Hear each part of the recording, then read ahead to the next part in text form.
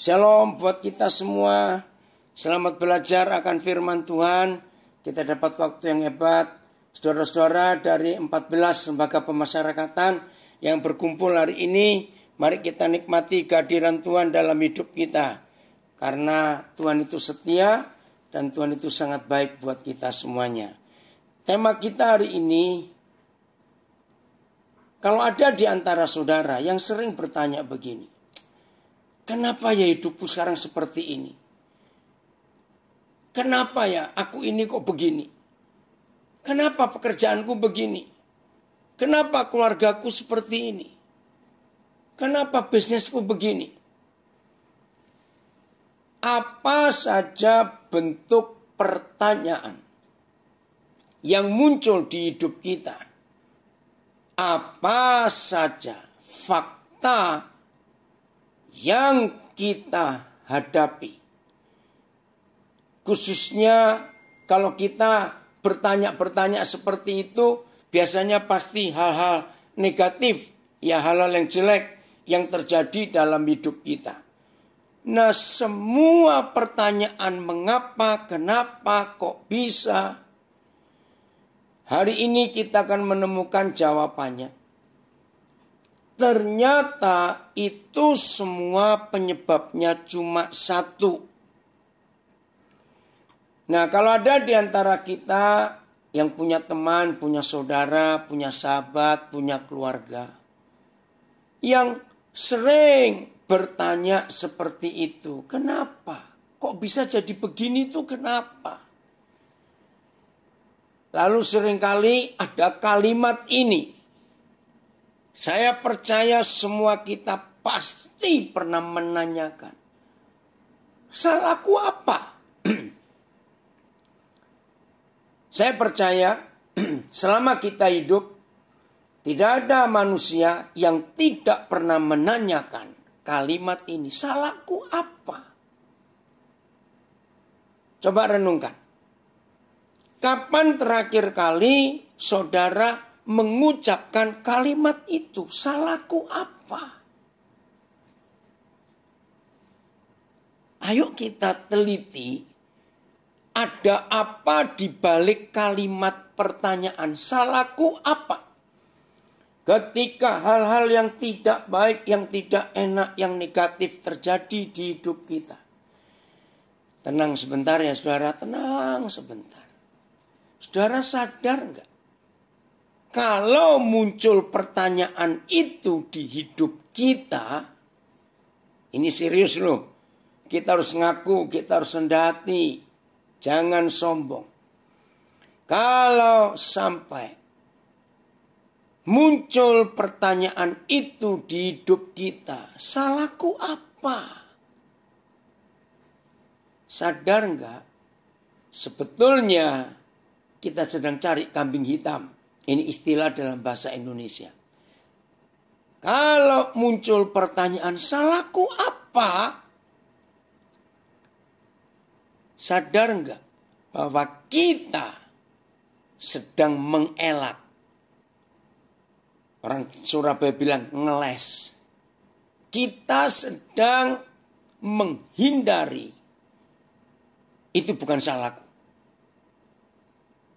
Nah, kita tunjuk seorang atau dua orang. Itu gara-gara dia. Saudara, sadar enggak bahwa ini adalah ciri khas, itu karakter dasar manusia. Dan itu sudah terjadi di hidup nenek moyang manusia, yaitu Adam. Masih ingat waktu Tuhan tegur dia, kan aku sudah bilang, yang lain buah-buah ini boleh kau makan. Tapi yang ini jangan. Ingat ya. Masih ingat terus Adam jawab apa? Aku gak salah. Tapi perempuan yang kau berikan kepadaku itu. Itu kata-kata jahat saudara. Tapi perempuan yang kau berikan kepadaku itu. Yang menyuruh aku makan buah ini. Harusnya Hawa protes dong. Harusnya. Protesnya begini. Kalau misalnya saya ini Hawa. Protesnya gini. Ya kenapa lu mau makan yang gua kasih? Loh, betul tidak? Tapi itulah manusia. Salahku apa? Itu mencari penyebab. Saudara, dalam berita-berita kriminal, ya, dalam berita-berita kriminal yang kita sering dengar, narkoba, orang ketangkap, pembunuhan, pencurian, dan sejenisnya. Selalu para pelaku itu, nah itulah manusia, pasti mengelak. Terus nyalakan, itu gara-gara dia. Aku maunya gak begitu. Tapi dia cari gara-gara. Maaf, seringkali kita melakukan itu. Nah, supaya tidak ada lagi pertanyaan di hidup kita. Ketika hal-hal negatif, hal-hal yang jelek terjadi di hidup kita, maka stop, hentikan pertanyaan salahku apa. Karena itu kita akan melemparkan tanggung jawab yang seharusnya kita pegang. Kita serahkan tanggung jawab ke orang lain. Kalau saudara masih ingat, Tuhan Yesus kan pernah hilang bukan? Waktu umur 12 tahun. Itu ada di Lukas 2. Nah, 3 hari loh. Ayah ibunya mencari baru ketemu. Nah, coba kita mikir begini ya. Kalau ada anak hilang, ya, sesalah-salahnya anak itu. Coba perhatikan pertanyaan saya. Kalau ada anak hilang, sesalah-salahnya anak yang hilang itu, ya Wak, pasti dong anak itu yang salah. Karena dia kok bisa hilang. Tapi begini pertanyaan saya. Sesalah-salahnya anak itu. Setuju enggak? Saya pun sebagai orang tua. Setuju enggak kalau saya katakan? Sesalah-salahnya anak yang bisa hilang. Itu tetap salahnya orang tua. Saya percaya enggak ada yang enggak setuju. Kalau sampai ada yang enggak setuju, maka ketemu jawaban. Berarti itu bukan anakmu, gitu saja. Maaf. Betul tidak? Yang namanya anak kan tetap tanggung jawab orang tuanya. Nggak bisa kita salahkan siapa-siapa. Nah, kita lihat fakta ini.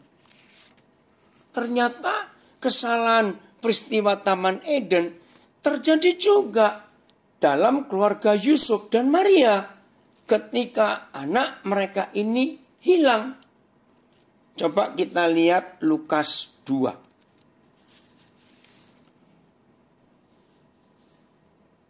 Ayat 44. Lukas 2 ayat 44. Oh, ada yang komen di Facebook.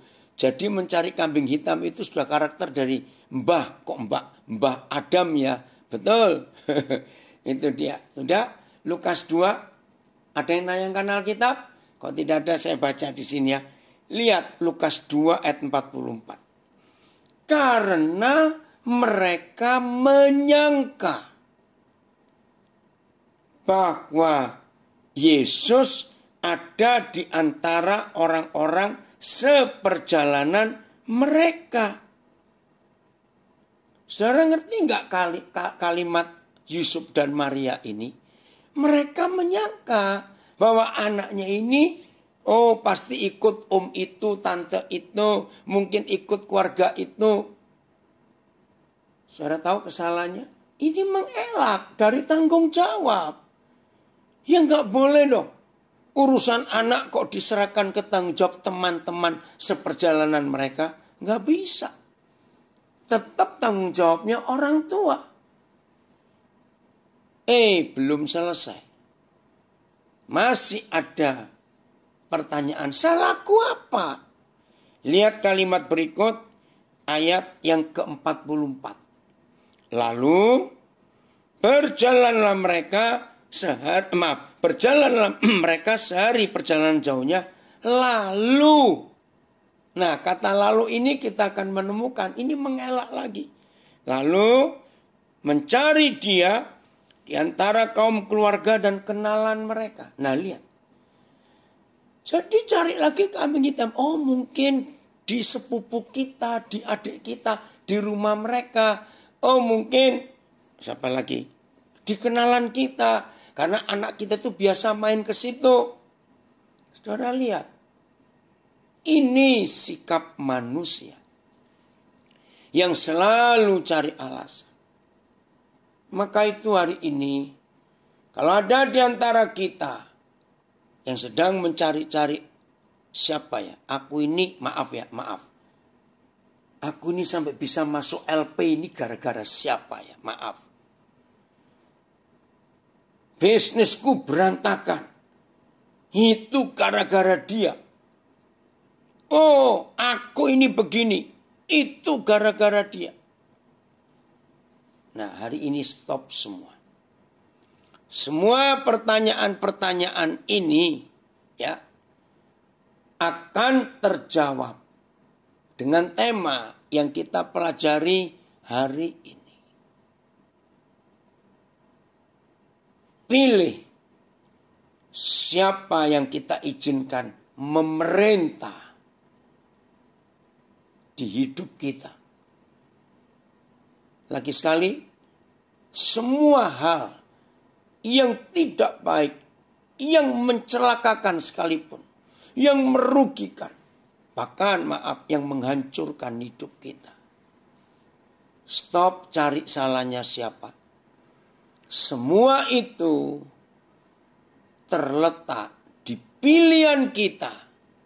Siapa yang kita pilih untuk memerintah di hidup ini. Nah, ini bedanya manusia dengan binatang. Ya, serius ini. Jangan ada yang tersinggung. Ini bedanya antara manusia dengan binatang. Binatang itu tidak perlu siapa yang mengatur hidupnya. Nggak perlu. Binatang itu nggak punya pilihan. Ya, yang namanya binatang tidak punya pilihan. Sebab Tuhan ciptakan mereka ya begitu. Maka itu cara hidup, pola makan, semuanya yang namanya binatang ya dari dulu ya begitu. Tidak ada inovasi, tidak perlu revolusi, tidak perlu ada apa-apa. Ya binatang dari dulu ya begitu. Coba, siapa pernah ngitung? Saya sih pernah ngitung. Ya, istri saya tahu akan hal itu. Maksimal ya, saya itu bisa makan satu masakan. Ya, saya tahu istri saya juga sering sibuk. Saya nggak pernah nuntut. Tapi dia tahu, saya ini maksimal. Kalau masakan yang sama, 3 hari berturut-turut saya masih bisa. Tapi kalau sudah lewat 3 hari, maaf, enak juga. Nah, itu manusia. Saudara pernah sadar nggak sih? Binatang itu menu makanannya nggak pernah berubah. Dari dia pertama kali bisa makan, sampai dia mati, menunya yaitu. Sadar nggak sih? Kalau manusia nggak bisa. Nah, saya nggak tahu. Di antara saudara coba hitung. Kalau saya maksimal 3 hari saya masih bisa makan masakan yang sama. Tapi kalau sudah hari keempat, aduh, itu sudah lain lagi ceritanya. Nah, masing-masing saudara coba temukan. Bayangkan binatang itu nggak punya pilihan. Ya begitu terus. Jadi dalam hidup kita, sangat harus kita pilih. Siapa yang memerintah, yang mengatur hidup ini. Nah, kalau sudah ketemu siapa yang memerintah, yang mengatur hidup ini, barulah kita tahu apa yang kita tahu. Yaitu tadi. Jadi apa hidup ini? Ternyata sangat ditentukan. Siapa yang kita izinkan memerintah dalam hidup ini. Saya beri contoh. Ya.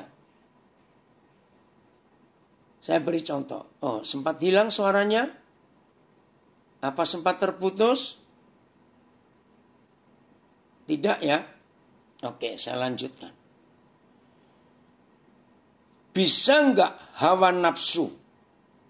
Hawa nafsu pun ada banyak. Hawa nafsu percabulan. Hawa nafsu kerakusan, ketamakan. Dan banyak jenis hawa nafsu yang lain. Emosi yang tak terkendali. Dan macam-macam lagi. Saudara perhatikan. Apa yang terjadi kalau ada seorang yang dalam hidupnya memilih hawa nafsu itu memerintah dirinya. Tergantung hawa nafsu apa. Saya percaya kita semua akan tahu orang itu akan jadi apa. Betul tidak? Orang itu akan jadi apa? Maka kita akan tahu. Weh, ngeri sekali. Tergantung hawa nafsu apa yang dia izinkan untuk memerintah dalam hidupnya. Puji Tuhan. Kalau saudara dan saya memutuskan. Biar hanya Tuhan Yesus saja yang memerintah di hidupku. Kisah Rasul pasal 2. Ini khotbah Petrus yang luar biasa. Kisah Rasul pasal 2. Ayat sebentar ya. Kisah Rasul pasal 2 ini khotbah Petrus yang sangat luar biasa. Dan itu merubah hidup setiap orang yang mendengar perkataan itu. Kisah Rasul 2 ayat 36. All Israel then know this. There is no longer room for doubt. Hei orang Israel, kamu harus tahu. Tidak ada lagi keraguan-keraguan tentang Yesus maksudnya. God made him Master and Messiah. Bapa di surga menjadikan Yesus itu Tuhan dan Mesias. This Jesus whom you killed on a cross. Itulah Yesus yang kau salibkan sampai mati. Terjemahan baru. Jadi seluruh kaum Israel harus tahu dengan pasti. Yakinkan lagi. Bahwa Tuhan, Yahweh Tuhan telah bukan akan membuat Yesus yang kamu salibkan itu menjadi Tuhan dan Kristus. Inilah ayat yang sangat jelas. Saudara, di kelompok mayoritas ada orang-orang tertentu yang suka meledek dan itu kesalahan gereja. Tidak mengajar jemaat mengerti kebenaran. Ingat, yang berapa waktu yang lalu datang orang aneh yang memaksa tunjukkan kepada saya. Mana ada ayat Yesus itu Tuhan. Ternyata itu dalam cerita mereka, saya juga nggak tahu. Ada beberapa orang Kristen jadi murtad karena diombang-ambingkan oleh cara ngomong orang yang pintar itu. Untung dia sudah nggak ada. Nah, saudara, ini ayat yang begitu jelas bahwa Yesus itu Tuhan. Yahweh Tuhan Bapa di surga yang menjadikan itu. Nggak usah ragu-ragu. BIS. Itu sebabnya semua orang Israel harus tahu betul-betul bahwa Yesus yang kalian salibkan itu, Yesus itulah juga yang sudah dijadikan oleh Yahweh Tuhan menjadi Tuhan dan Raja Penyelamat. Wih, luar biasa. Menjadi Tuhan dan Raja Penyelamat. Ayo, mau debat apa lagi? Mau ragu apa lagi? Nah, sekarang masalah muncul. Memang. Dan tidak kita ragukan lagi. Bapa di surga, setelah Yesus bangkit, menjadikan Yesus itu Tuhan dan Raja Penyelamat. Kita nggak usah ragu-ragu. Itu memang sudah terjadi. Dan posisi Yesus yang adalah Tuhan dan Mesias, Raja Penyelamat, posisi itu tidak bisa diganggu-gugat oleh siapapun. Nggak bisa. Itu sudah final. Ya, sudah final. Nggak bisa diganggu-gugat. Masalahnya bukan kepada posisi dan kedudukan Yesus Kristus itu Tuhan dan Raja Penyelamat. Masalahnya bukan di situ. Itu sudah paten, itu sudah baku, itu sudah pasti. Nggak bisa diotak-atik. Yesus itu Tuhan dan Raja Penyelamat. Saya percaya semua kita setuju. Tapi masalahnya,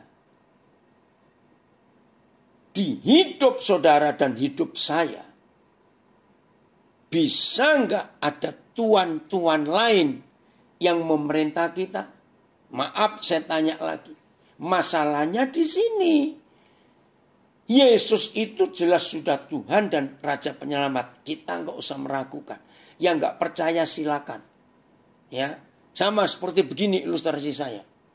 Ada orang yang ngotot. Sebetulnya bukan ngotot, itu bodoh. Semua orang tahu dan percaya. Nggak cuma tahu dan percaya. Bumi ini kan berputar. Betul? Bumi itu nggak diam loh. Kalau diam, kita akan terlempar semua keluar. Ngerti nggak dalam ilmu fisika? Karena kan bumi ini bulat. Coba lihat kita saja ya, yang ada di garis khatulistiwa.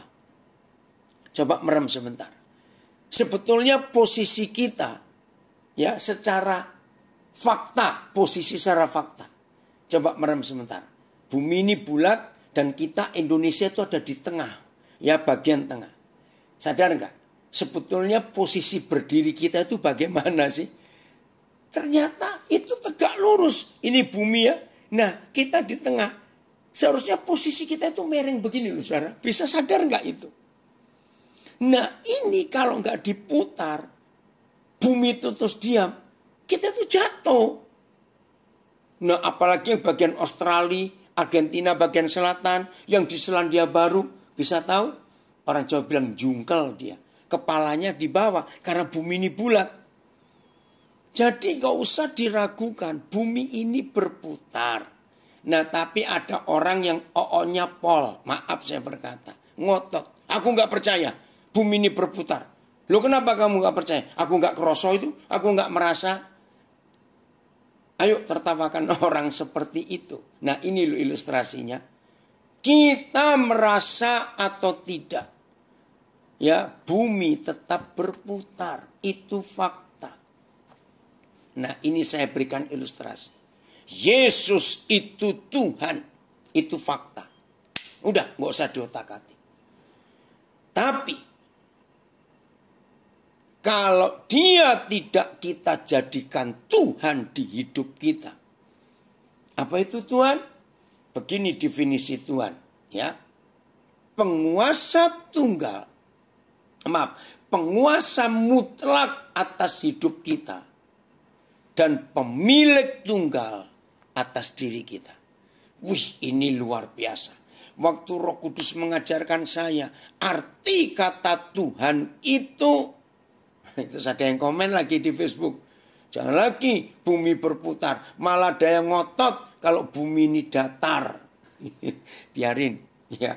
Saudara, Dia itu Tuhan artinya ada di dua kalimat ini. Penguasa mutlak atas hidup kita. Dan pemilik satu-satunya atas diri kita. Berarti kalau kita menyebut dia Tuhanku, my Lord, maka saudara dan saya tidak boleh dimiliki oleh siapapun lagi. Kalau kita menjadikan Yesus itu Tuhan, maka tidak boleh ada siapa lagi yang berhak ngatur hidup kita. Masih ingat Tuhan Yesus berkata? Kita lihat. Lukas 14. Coba ya, Lukas 14. Bagi yang tidak mengerti, maka orang berkata, Yesus itu sadis ya. Pemecah belah keluarga. Saya pernah didebat oleh seorang gara-gara ayat ini. Yesus itu sadis ya. Nggak cuma kejam, pemecah belah keluarga. Loh, dari mana kamu bilang itu? Nah, dia baca ayat ini.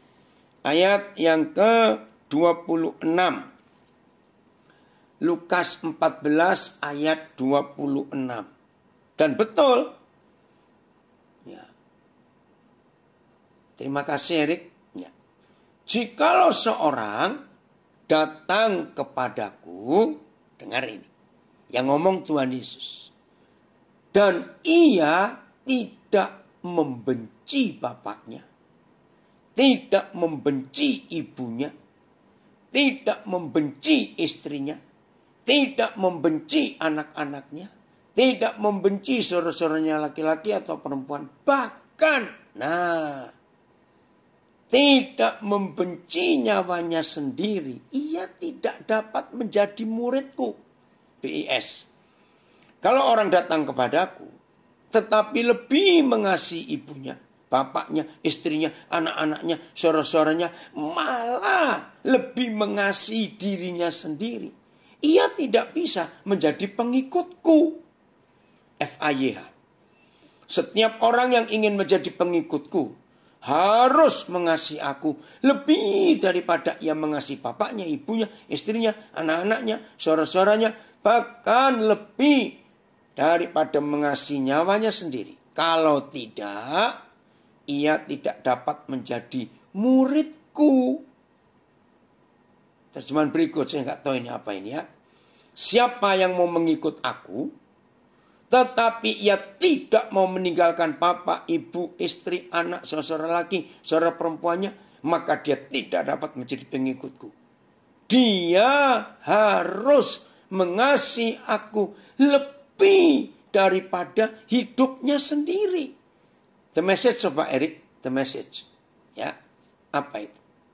Anyone who comes to me, setiap orang yang datang kepadaku, but refuses, tapi menolak, to let go of, jadi menolak, meninggalkan ayahnya, ibunya, istrinya, anak-anaknya, saudara-saudara laki, saudara perempuannya, yes, even one's own self, sekalipun itu nyawamu, hidupmu sendiri, kalau kamu nggak mau menolak itu, meninggalkan itu, berarti mengasihi diri sendiri, can't be my disciple, nggak akan jadi muridku.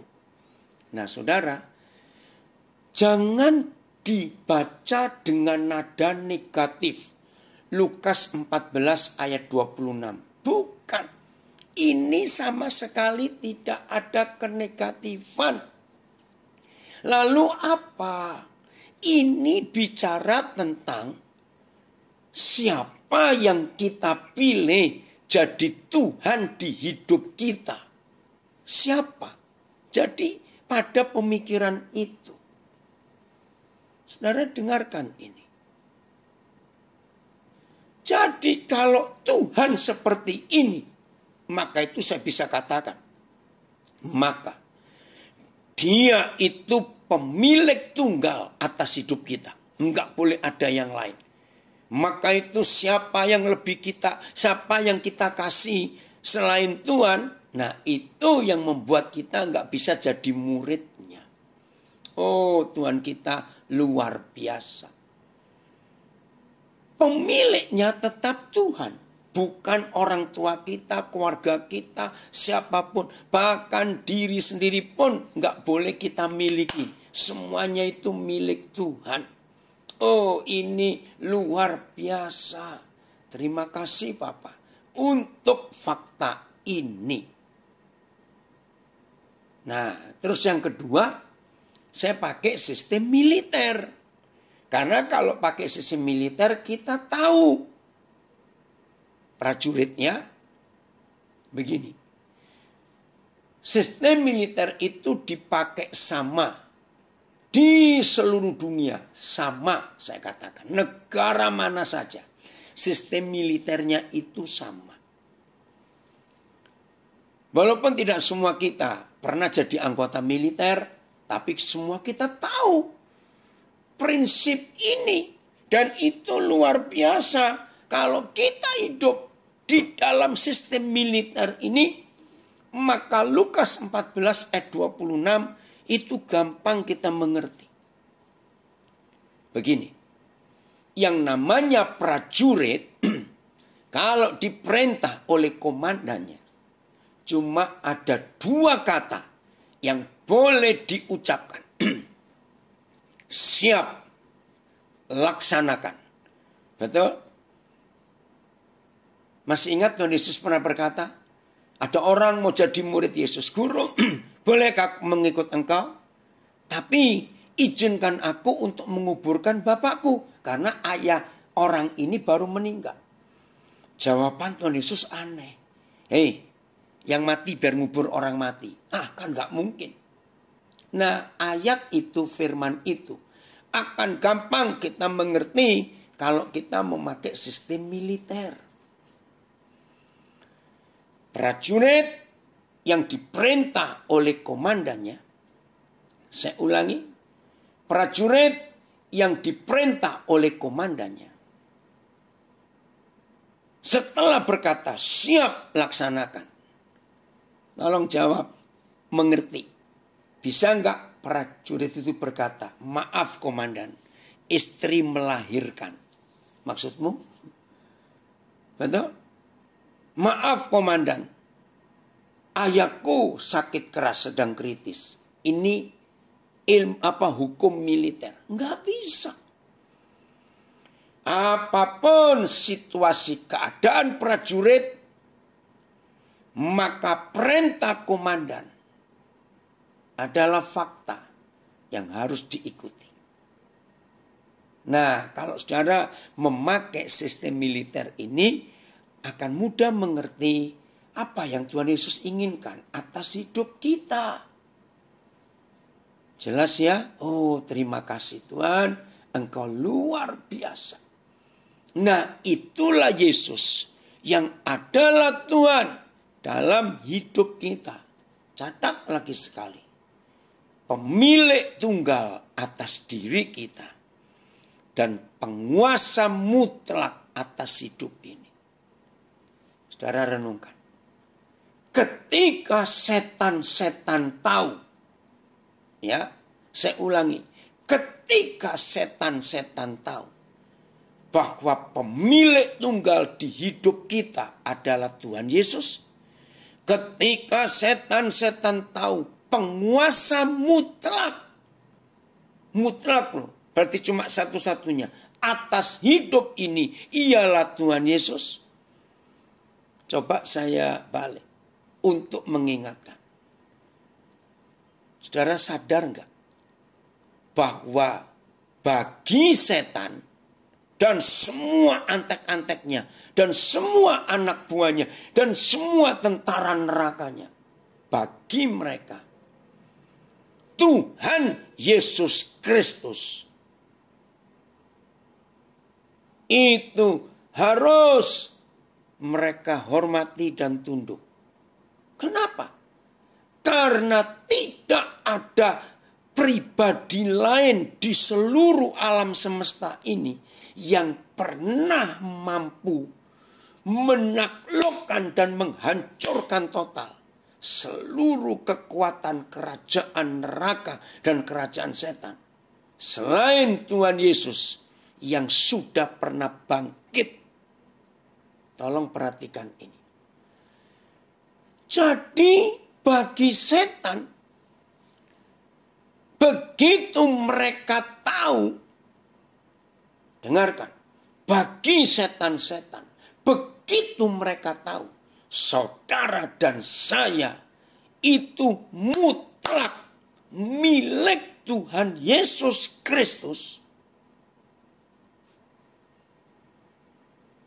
Jangan lagi dia bisa nyentuh kita. Enggak. Ketika setan-setan tahu bahwa Yesus itu Tuhan di hidup kita, yang artinya penguasa mutlak dan pemilik tunggal. Ketika setan-setan tahu bahwa kita ada pemiliknya, dan pemilik kita itu yang pernah mengalahkan mereka sekali, tapi untuk selamanya. Maka ketika setan tahu itu,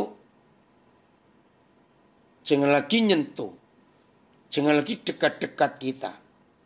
Noleh ke kita saja, setan sudah takut. Loh kenapa? Karena ada Yesus yang memiliki kita. Ini serius. Mereka noleh ke kita saja. Enggak, saudara. Sama sekali tidak. Karena mereka tahu. Ada Tuhan Yesus Kristus yang sudah mengalahkan kita. Dan orang itu miliknya mutlak. Mudah-mudahan tidak ada lagi di antara kita yang mendengar pengajaran ini baik via Zoom, via Facebook, ya, via Instagram maupun yang mendengar rekaman audio ini. Mulai hari ini tidak ada lagi seorang pun di antara kita yang meragukan lagi ketuhanan Yesus dan kepemilikan atas kita. Puji Tuhan, ada komen dari Nias. Amin. Yes, haleluya. Yauh, Raya. Inilah Tuhan. Saudara, saya pakai kalimat kata manusia. Mudah-mudahan apa yang kita tahu tentang Tuhan itu sampai pada kalimat ini, maka tidak ada lagi orang-orang yang menanyakan, kenapa kok bisa begini? Kenapa bisnisku begini? Kenapa usahaku begini? Kenapa hidupku begini? Kenapa? Kenapa aku ini sakit kok gak sembuh-sembuh? Kenapa? Gak ada lagi yang bertanya seperti itu. Apalagi bertanya, salahku apa? Aku ini kurang apa? Aduh, maaf. Kalau sampai ada yang tanya, aku ini kurang apa? Kalau saya Tuhan, saya jawab, kurang ajar gitu aja. Maaf ya, maaf. Hari ini, saudara dan saya menemukan jawaban. Semua pertanyaan itu yang menentukan adalah siapa yang kita pilih jadi penguasa mutlak atas hidup ini dan pemilik tunggal.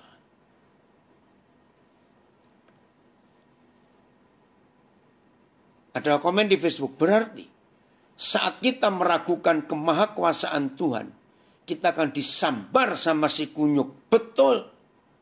Karena begitu saudara dan saya mulai meragukan, betul enggak ya? Betul enggak ya? Tuhan bisa enggak ya? Saat itu setan akan menyambar. Maka itu masih ingat 1 Petrus 5 ayat yang ke-8 dan 9. Hati-hati. Si iblis itu selalu berjalan keliling, mencari mangsa. Siapa mangsanya? Orang yang lengah. Ayo hari ini kita menyadari konsep ini. Ada yang nambahkan, hai maut, di manakah kemenanganmu? Hai maut, di manakah sengatmu? 1 Korintus 15 ayat 55. Betul. Nggak ada lagi. Tapi begitu setan-setan tahu, maut tahu, kita keluar dari kepemilikan tunggal dan penguasaan mutlak atas Tuhan Yesus di hidup kita, ceritanya akan lain. Terima kasih Bapak untuk kebenaran ini. Biar kita semua hidup sungguh-sungguh. Mulai hari ini membuat Tuhan betul-betul menjadi Tuhan. Gak hanya kita sebut Tuhan, Tuhan, Tuhan. Oh Tuhan tolong. Oh Tuhan, Tuhan Yesus Tuhan. Enggak cuma begitu. Tapi betul-betul dia itu Tuhan. Terima kasih Tuhan. Ada komen di Instagram saya. Tuhan tidak bisa dibatasi oleh apapun. Semua bisa berlalu. Tapi firman Tuhan tetap abadi. Forever. Amin. Luar biasa. Inilah konsep yang kita harus tahu dalam hidup kita. Siapa yang jadi Tuhan di hidup ini, maka Tuhan akan nyata di hidup kita. Hebat ya, cuma mengakui lalu kita izinkan dia berkuasa atas hidup ini. Maka hasilnya akan luar biasa, saudara. Papa, terima kasih. Ya, baca lagi. Amin. Tuhan Yesus mutlak berkuasa atas hidupku. Oh, persilakan. Izinkan Tuhan berkuasa atas hidup kita. Aman hidup ini. Sungguh. Nah, Kolose 2 ayat 13 sampai 15. Ada yang bertanya, mengapa masih banyak orang ragu-ragu? Jawabannya, karena belum kenal. Nah, maka itu dengan Kolose 2 ayat 13 sampai 15 ini, kiranya tidak ada lagi orang yang meragukan Tuhan Yesus. Ya, nggak ada lagi. Oke, ini dahsyat ayat ini. Kamu juga, kita juga dahulu, meskipun dahulu mati oleh pelanggaran, ya, dahulu mati oleh pelanggaran kita, oleh pelanggaranmu. Dan oleh karena tidak disunat secara lahiriah, tidak mengikuti aturan-aturan hukum Tuhan dulu, ya. Tetapi telah dihidupkan Yahweh Tuhan bersama-sama dengan Kristus Yesus Tuhan itu. Saya baca lagi ya. Terima kasih Bapak. Kamu juga meskipun dahulu mati oleh pelanggaranmu. Dan oleh karena tidak disunat secara lahiriah, tidak melakukan hukum ini, hukum itu. Ya, namanya manusia. Telah, puji Tuhan, ini loh posisi kita. Telah dihidupkan Tuhan bersama-sama dengan Dia. Sudah. Kapan? Kapan itu terjadi? Sesudah Tuhan Yesus. Terima kasih, terima kasih. Sesudah Tuhan Yesus mengampuni segala pelanggaran kita.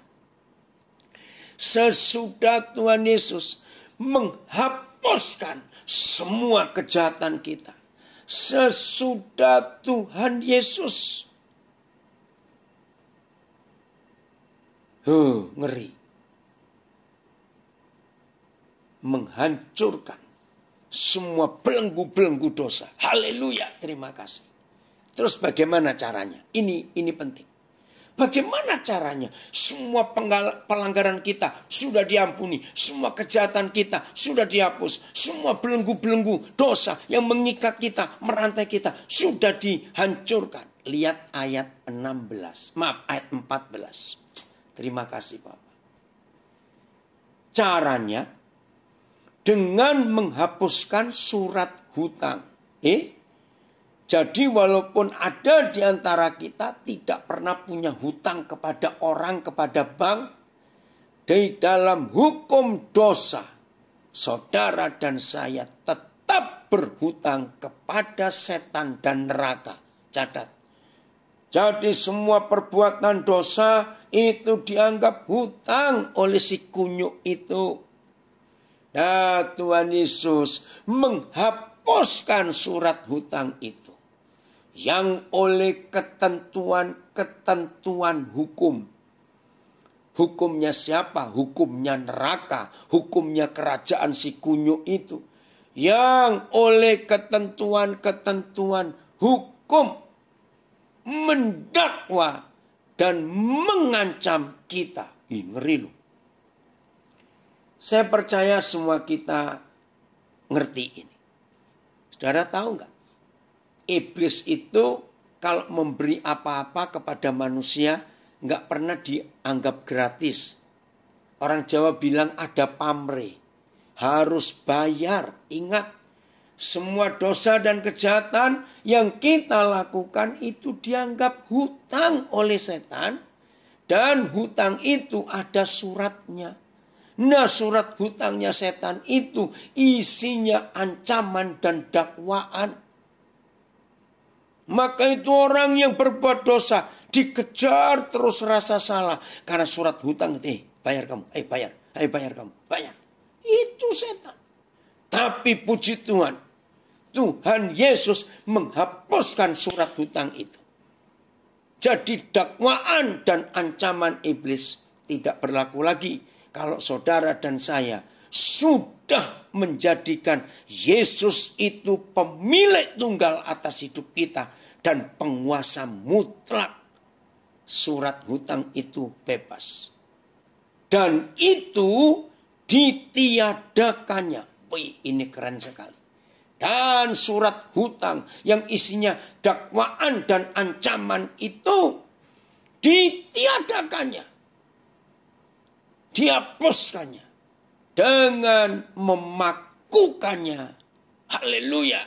Pada kayu salib. Terima kasih Tuhan. Walaupun tanda salib tidak diperintahkan untuk kita pakai. Tapi nggak apa-apa. Setiap kali kita lihat salib itu, ingat Kolose 2 ayat 14 ini. Aku sudah bebas. Hutangku sudah dibayar lunas oleh Tuhan Yesus. Keren bukan? Nah, inilah yang kita harus tahu. Ditiadakannya dengan memakukannya pada kayu salib. Wih, hebat sekali. Berarti sekarang kita merdeka. Kita sekarang bebas. Karena gak ada lagi. Jadi istilahnya ya. Dengar ini baik-baik. Jangan buat hutang baru. Pada si kunyuk. Dengar gak? Jadi mulai hari ini. Jangan buat hutang baru. Kepada si kunyuk. Jangan. Terima kasih Bapak untuk kasih-Mu. Bebas. Ayat 15. Nah, bagaimana caranya? Surat hutang itu lunas. Terus musuh dikalahkan. Bagaimana? Sangat benar di Facebook. Iblis itu bapak segala dusta. Dan penuduh yang sangat ahli untuk mengungkit-ungkit masa lalu. Betul. Terima kasih Bapak. Bagaimana caranya? Lihat ayat 15. Iya, Yesus Kristus Tuhan kita telah, bukan akan, telah melucuti pemerintah-pemerintah dan penguasa-penguasa. Nah, ini dia. Saya senang melihat ayat 15 ini. Enggak ada yang bisa mengalahkan iblis, mengalahkan Tuhan Yesus. Karena iblis sudah dilucuti. Pemerintah dan penguasa otoritas mereka sudah dilucuti. Dengarkan.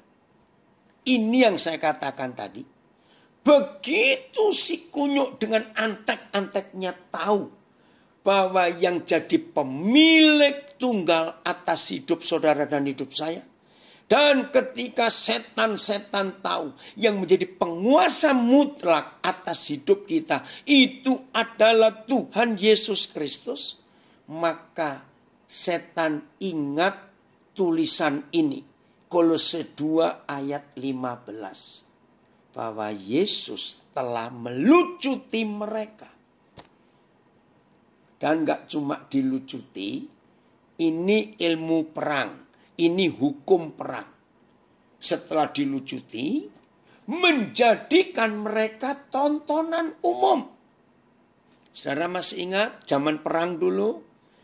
Negara yang kalah dalam peperangan, maka dari panglimanya, jenderal tertingginya, sampai prajurit anak buahnya, itu biasanya diarak. Tahu kata diarak ya? Dibaris. Biasanya nggak pakai baju atau ditelanjangi. Atau cuma pakai pakaian dalam. Dan dirantai. Nggak ada pangkat-pangkat. Nggak ada senjata. Ingat nggak? Dalam sejarah perang begitu. Ini yang tertulis. Maka itu setan nggak akan pernah bisa menyentuh saudara dan saya. Jangan lagi nyentuh, noleh saja tidak. Kalau mereka tahu siapa pemilik tunggal di hidup kita dan siapa penguasa mutlaknya. Kalau mereka tahu hanya Tuhan Yesus yang kita beri tempat seperti itu. Setan ingat tulisan ini. Bahwa mereka sudah dilucuti habis persenjataan mereka. Lalu mereka diarak menjadi tontonan umum. Mereka malu. Mudah-mudahan semua kita mengerti. Maka itu ini prinsip penting dalam hidup kita. Siapa yang jadi Tuhan atas hidup ini, disitulah Tuhan akan berdaulat atas hidup kita. Saya baca lagi ya. Terima kasih. Ia telah melucuti pemerintah-pemerintah dan penguasa-penguasa. Itulah setan-setan dan segala begundalnya dan segala antek-anteknya. Sudah dari yang paling tinggi sampai paling rendah telah dilucuti oleh Tuhan Yesus. Dan menjadikan mereka tontonan umum. Dibaris, dipermalukan. Dalam kemenangannya atas mereka. Hebat. Tambahan ayat 16. Karena itu, janganlah kamu biarkan orang menghukum kamu. Mengenai makanan, mengenai minuman, mengenai hari raya ini, hari raya itu. Mengenai bulan baru ataupun hari sabat. Nah ini loh. Maka itu sedih kalau di zaman seperti ini ada gereja ingin kembali ke zaman Taurat. Pakai pakaian ini, pakai baju itu, pakai cara ini. Saudara, itu sudah lewat. Kita sudah dimerdekakan. Ngapain kita membelenggu diri kita lagi? Jelas ya? Oh, puji Tuhan. Maka itu saya ingatkan sering. Yesus itu Yesus. Nggak perlu Yesus plus. Plus ini, plus itu, plus daun palem, plus minyak ini, plus sudahlah. Plus baju ini, plus banner, plus apa, nggak ada. Yesus itu Yesus. Jangan ditambahi macam-macam. Nanti dia malah lucu. Saya sering berkata kepada beberapa saudara saya yang tata cara ibadahnya aneh-aneh. Ganti jubah ini, ganti jubah itu. Ini saya cuma guyon, jangan tersinggung. Kalau tersinggung ya itu orangnya. Saya sering ngomong, kamu tuh kayak wayang potehi saja. Yang nggak tahu wayang potehi, nggak usah tahu. Itu wayang apa? Itu wayang Tionghoa. Ya, ngeri, nggak begitu. Nggak begitu. Tuhan Yesus itu Yesus. Nggak perlu ditambah apa-apa lagi. Jadi sekarang jelas ya. lewat Kolose 2 ayat 13 sampai 16 ini. Wow, hebat. Maka itu ketika setan-setan tahu bahwa penguasa tunggal atas hidup kita itu hanya Tuhan Yesus, dan pemilik tunggal atas hidup kita itu adalah Tuhan Yesus, dan penguasa mutlak itu juga Tuhan Yesus, maka setan-setan gak berani menyentuh kita. Noleh aja tidak. Hebat. Jadi kita gak ada yang perlu kita takutkan lagi dalam hidup ini. Ayat terakhir. Akhirnya saudara dan saya bisa berkata seperti Paulus. Roma pasal 8. Oh, Erik sebentar. Coba Kolose 2 ayat yang ke-15 tadi, lihat berapa terjemahan. Kolose 2 ayat 15 ke berapa terjemahan. Oke. BIS.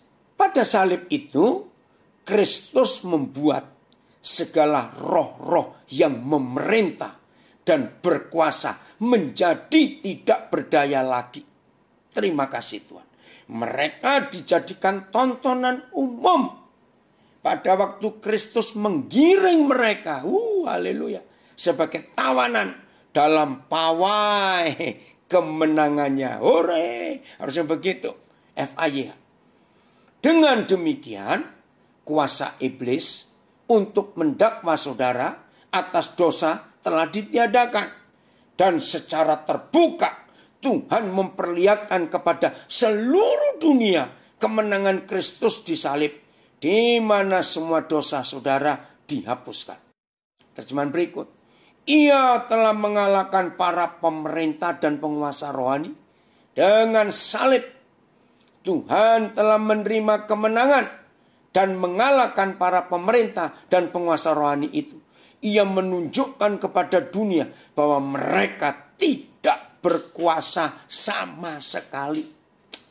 Terjemahan berikut. Pada salib itu, Al-Masih membuat segala roh yang berkuasa dan memerintah menjadi tidak berdaya. Dan secara terang-terangan mempermalukan mereka dalam kemenangannya. Setelah ditolakkannya segala perintah dan segala kuasa, maka dipermalukannya sekaliannya itu nyata-nyata, serta beroleh kemenangan atasnya oleh salib. Ya udah, terima kasih untuk itu. Ini ada terjemahan lebih lama lagi.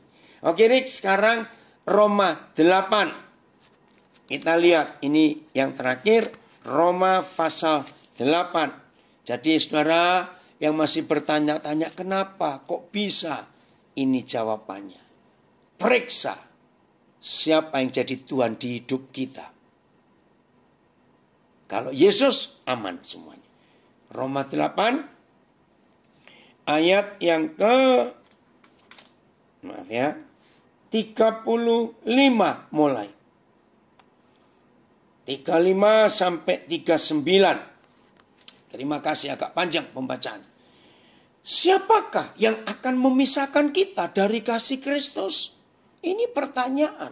Kalau Yesus sudah jadi Tuhan kita, nggak ada yang bisa memisahkan kita dari kasih Bapa kita, dari kasih Tuhan Yesus. Penindasan, atau kesesakan, atau penganiayaan, atau kelaparan, atau ketelanjangan, atau bahaya, atau pedang. Maaf.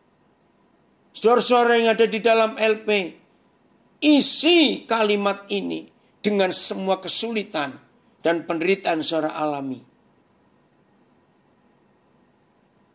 Tidak ada lagi yang bisa memisahkan kita, baik yang di dalam LP maupun yang di rumah sakit, maupun yang dalam penderitaan berat sakit ini. Ada saudara dari Semarang, saya belum pernah ketemu, yang hari-hari ini sedang mengeluh, sudah sekian tahun, sudah berdoa, doa puasa, doa kelepasan, karena dia kena autoimun. Hari ini dengar firman Tuhan ini, seorang dari Semarang atau di mana saja. Jangan tanya kenapa, mengapa, periksa siapa jadi Tuhan di hidup kita. Saya ulangi ya 35. Siapakah yang akan memisahkan kita dari kasih Kristus? Nggak ada. Penindasan, kesesakan, penganiayaan, kelaparan, ketelanjangan, bahaya, atau pedang? Seperti ada tertulis ayat 36. Oleh karena engkau, kami ada dalam bahaya maut sepanjang hari. Kami telah dianggap sebagai domba-domba sembelihan. Tetapi, ini ayat 37. Maaf, ya. Tetapi, dalam semuanya itu, kita lebih daripada orang yang menang oleh Dia yang telah mengasihi kita. Nah, proklamasi ini harus terjadi di hidup kita. Mulai ayat 38. Roma 8, 38, 39 harus jadi proklamasi, jadi kemenangan buat kita. Sebab aku yakin bahwa baik maut maupun hidup, baik malaikat-malaikat maupun pemerintah-pemerintah, baik yang ada sekarang maupun yang akan datang. Disebut semuanya. Baik atau kuasa-kuasa, baik yang di atas maupun yang di bawah, ataupun sesuatu makhluk lain. Paulus juga bisa kata-kata. Maka itu kalau saudara dan saya jelas menemukan siapa yang kita izinkan memerintah di hidup ini, kalau itu adalah Yesus Kristus Tuhan, lihat ayat 39 kalimat terakhir. Semua tadi sebutlah. Kalau nggak ada di daftar ini, Roma 8, saudara sebut lain lagi. Tidak akan dapat memisahkan kita dari kasih Tuhan yang ada dalam Kristus Yesus Tuhan kita. Luar biasa saudara, nggak ada. Sebutkan apa saja. Corona, COVID-19, tekanan hidup. Pokoknya jangan ada dosa ya, kita bertobat.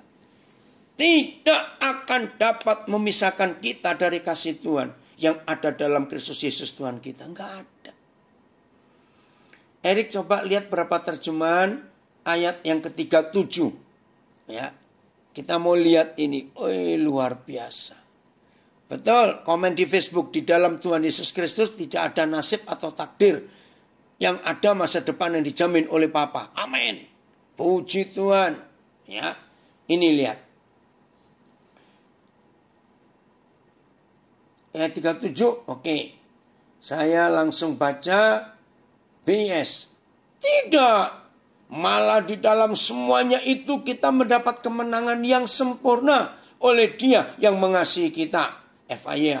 Namun demikian, kemenangan yang gemilang akan kita miliki melalui Kristus yang sangat mengasihi kita sehingga rela mati bagi kita.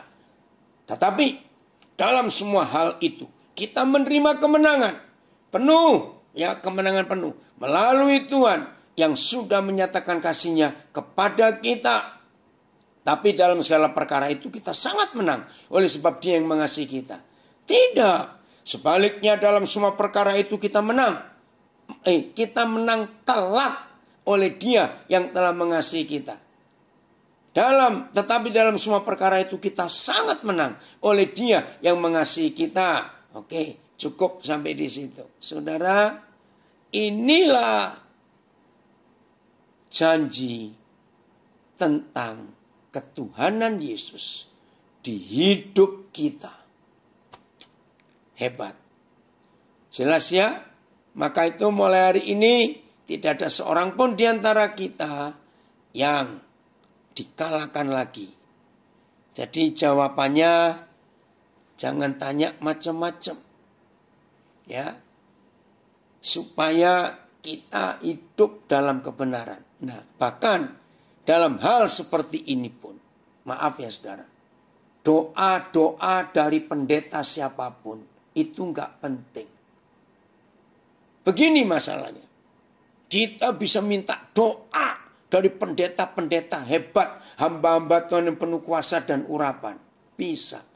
Tapi tetap yang menentukan bukan doa para hamba Tuhan itu. Yang menentukan adalah siapa yang kita pilih jadi penguasa mutlak atas hidup kita dan pemilik tunggal.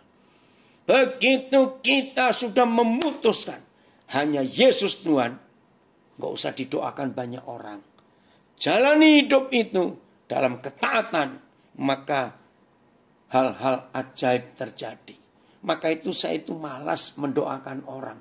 Karena urusannya Tuhan dengan orang itu, bukan urusannya dengan saya. Urusan saya pribadi dengan Tuhan. Jelas ya? Maka itu banyak gereja syok ketika saya mengajar. Nggak perlu didoakan.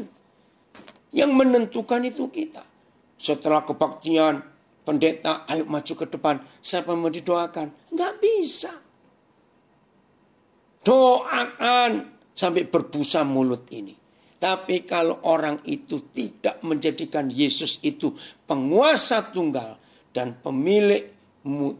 penguasa mutlak dan pemilik tunggal atas hidup kita, siapapun yang mendoakan tidak akan jadi jawaban masing-masing kita dengan Tuhan. Saudara-saudara yang di LP, mungkin ada yang ditolak gerasi saudara nggak dapat remisi, saudara PB-nya nggak ada yang ngurus.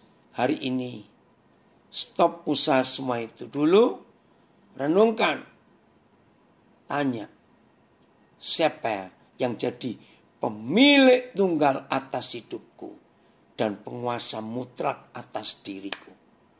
Kalau saudara menemukan itu Tuhan Yesus, aman hidup saudara.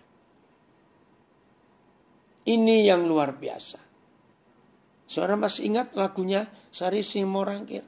Berdaulat atas hidupku, ku berserah penuh. Engkaulah Raja, Engkaulah Tuhan, berdaulat atas hidupku, ku berserah penuh. Oh, terima kasih Bapak. Kalau pujian ini jadi kenyataan dalam hidup kita, yakinkan diri. Semuanya indah. Betul. Komen dari Facebook. Jadi semua kembali ke diri sendiri. Taat atau tidak. Itulah rahasia besarnya. Betul. Siapa yang jadi Tuhan di hidup kita. Tuhan Yesus memberkati kita semua. Kalau semua kita mengizinkan Yesus itu satu-satunya Tuhan, hidup ini aman. Puji Tuhan. Sampai ketemu lagi.